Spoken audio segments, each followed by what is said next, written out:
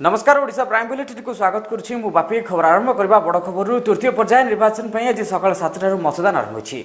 ए पर्यायर ओडिशार 6टी लोकसभा और अंतर्गत 42टी विधानसभा आसन पई भोट ग्रहण होछि। तेबे नेता माने निज निज मतदान रे साब्यस्त करिसेंती। भुवनेश्वर रे मुख्यमंत्री नवीन पटनायक मतदान करथिबा बेले तालचेर देवलबडा तेलसाई रे प्राथमिक विद्यालय रे केंद्र मंत्री धर्मेंद्र प्रधान और तांको पत्नी निज मतदान साब्यस्त करिसेंती।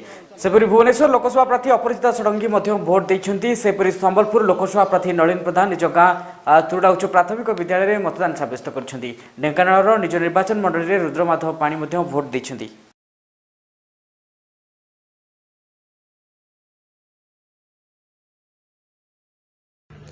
एठी आमर आज जो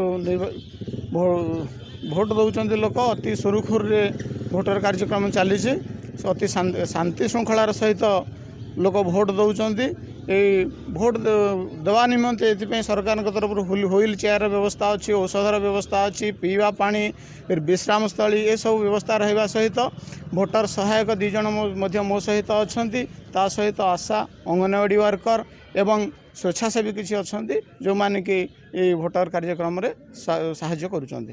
भल लगुच आज भारी बढ़िया लगुच आमर गोटे भल कैंडिडेट आम बाछिकी